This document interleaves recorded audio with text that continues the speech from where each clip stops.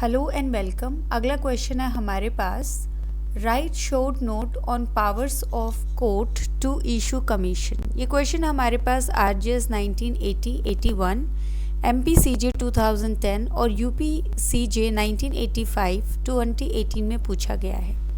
Answer हम start करेंगे introduction से।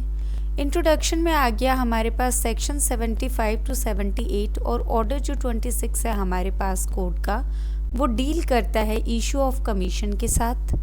जो पावर है कोर्ट की इशू करने की कमीशंस, वो जो है डिस्क्रिशनरी पावर है और ये जो है एक्सरसाइज की जा सकती है कोर्ट के द्वारा इधर सुओ मोटो मतलब खुद से या फिर एप्लीकेशन पे पार्टीज़ की। ये हमारे पास ऑर्डर 26 रूल 2 में जो है वो दिया गया है।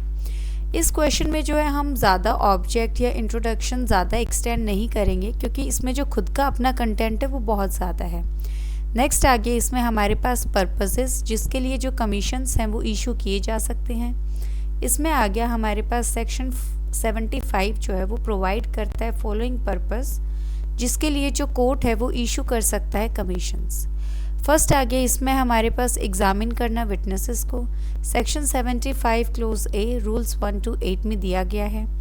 इसमें है कि कमीशन जो है वो इशू किए जा सकते हैं एग्जामिन करने के लिए एक विटनेस को इन केस जहाँ पे जो है इनएबिलिटी है अटेंड करने की कोर्ट को, किन ग्राउंड्स पे, सिकनेस का ग्राउंड है, इन्फॉर्मिटी का ग्राउंड है, या उन केसेस में जहाँ पे वो जो है रिसाइड करता है जो जुरिस्डिक्शन है कोर्ट का उसके बाहर, तो एट्सेट्रा। तो बाकी जो है केसेस वो भी आ सकते हैं यहाँ पे।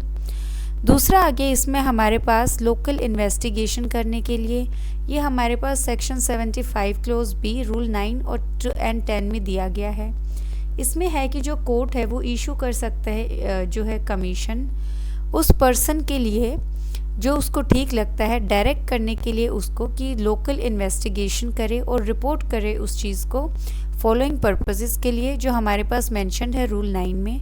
पहला आ गया इसमें हमारे पास एल्यूसिडेट करना या फिर क्लैरिफाई करना कोई भी मैटर इन डिस्प्यूट। दूसरा आ गया असर्टेन करना मार्केट वैल्यू जो है किसी भी प्रॉपर्टी की। तीसरा आ गया अमाउंट जो है किसी भी मीन प्रॉफिट के या फिर डैमेजेस या फिर एनुअल नेट प्रॉफिट्स। नेक्स्ट आ गया इसमें हमारे पास एग्जामिन करना या फिर एडजस्ट करना अकाउंट्स को। ये आ गया हमारे पास सेक्शन 75C में रूल 11 और 12 में। इसमें हमें बोला गया है रूल 11 जो है वो प्रोवाइड करता है कि जो कोर्ट है वो इशू कर सकता है समन्स किसी भी सूट में जिसमें एग्जामिनेशन या एडजस्टमेंट जो है अकाउंट्स का वो नेसेसरी है। जो प्रोसीडिंग्स हैं और जो रिपोर्ट हैं वो एविडेंस होंगे सूट में। फोर्थ आ गया हमारे पास to make partition, section 75 clause D में और रूल 13 में जो है इसके बारे में बताया गया है। इसमें आ गया हमारे पास कि जो रूल 13 है वो प्रोवाइड करता है कि जहाँ पे एक प्रिलिमिनरी डिक्री जो है पार्टीशन के लिए इमूवेबल प्रॉपर्टी की वो पास की गई है, वहाँ पे कोर्ट जो है वो इशू कर सकता है कमीशन ऐसे पर्सन को जो उसको जो है ठीक लगता है पार्टीशन के लिए और सेपरेशन के लिए, जैसे कि जो राइट्स हैं डिक्लेयर किए गए हैं डिक्री में उसके अकॉर्डिंग। फिर आ गया हमारे पास होल्ड करना साइंटिफिक, टेक्निकल और एक्सपर्ट जो इन्वेस्टिगेशन है, सेक्शन 75 क्लोज ए में और रूल 10A में। इसमें आ गया हमारे पास रूल 10A जो है वो प्रोवाइड करता है कि जो कोर्ट है वो इशू कर सकता है कमीशन जो डायरेक्ट करता है एक कॉम्पिटेंट पर्सन को कि वो कंडक्ट करे एक साइंटिफिक इन्वेस्टिगेशन एक मैटर में जो अराइज कर रहा है सूट में, जिसमें ये जो इन्वेस्टिगेशन है ये ज़रूरी है इंटरेस्ट ऑफ जस्टिस में और ये जो है नहीं कंडक्ट की जा सकती है कोर्ट के सामने। तो ये आ गया हमारे पास 5th पॉइंट। फिर आ गया 6th हमारे पास सेल करने के लिए प्रॉपर्टी को। इसमें आ गया section 75 close F rule 10 close C, rule 10C sorry. इसमें आ गया रूल 10C जो है वो एम्पावर करता है कोर्ट को कि वो इशू कर सकता है कमीशन और डायरेक्ट करता है एक पर्सन को कि वो कंडक्ट करे सेल जो है मूवेबल प्रॉपर्टी की। यहाँ पे ये ध्यान रखना है मूवेबल प्रॉपर्टी है जो कस्टडी में है कोर्ट की और जो पेंडिंग है डिटर्मिनेशन ऑफ सूट, तो सूट का जो डिटर्मिनेशन है वो पेंडिंग है और जो कस्टडी जो मूवेबल प्रॉपर्टी है वो कोर्ट की कस्टडी में है और जो कि कन्वीनियंटली प्रिजर्व नहीं की जा सकती है और उसके बाद सेल के बाद रिपोर्ट करना है कोर्ट को। फिर आ गया 7th हमारे पास परफॉर्म करना मिनिस्ट्रल एक्ट जो कि हमारे पास सेक्शन 75 जी में है और हमारे पास रूल 10B में है। इसमें आ गया हमारे पास अगर कोई भी क्वेश्चन अराइज हो रहा है सूट में जो इन्वॉल्व करता है परफॉर्मेंस जो है किसी भी मिनिस्ट्रियल एक्ट की जो नेसेसरी है इंटरेस्ट ऑफ जस्टिस में और जो नहीं परफॉर्म किया जा सकता है कोर्ट के द्वारा, जो लेटर है वो इशू कर सकता है कमीशन डायरेक्ट करके एक कॉम्पिटेंट पर्सन को कि वो परफॉर्म करे ये जो एक्ट है और रिपोर्ट करे उसके बाद। तो यहाँ पे जो है हमारे पास बेसिकली 7 पॉइंट्स हैं। 7 पॉइंट्स जो हैं आपको बाय हार्ट याद नहीं करने हैं, आपको सिर्फ सेक्शंस याद करने हैं इनके और उसके बाद रूल्स जो है वो कौन सा है वो याद करना है। उसके बाद आप फर्दर जो है रूल को एक्सप्लेन कर देंगे। तो इसमें ज़्यादा मेंटल बर्डन नहीं लेना है, आपको हेडिंग कौन सा सेक्शन है और कौन सा रूल अप्लाई हुआ है बस इतना याद करना है, बाकी आप बैरेक्ट की हेल्प जो है वो ले सकते हैं। फिर आगे इसमें हमारे पास इशुएंस जो है कमीशन का हाई कोर्ट्स के द्वारा, इसमें आ गया हमारे पास रूल 19 और 20 जो है वो एम्पावर करता है हाई कोर्ट को कि वो इशू करेगा कमीशन एप्लीकेशन के ऊपर कोई भी दोनों में से कोई भी पार्टी के या फिर लॉ ऑफिसर जो है स्टेट गवर्नमेंट का फॉलोइंग केस में। तो एप्लीकेशन कोई भी पार्टी दे सकती है या लॉ ऑफिसर दे सकता है स्टेट गवर्नमेंट का।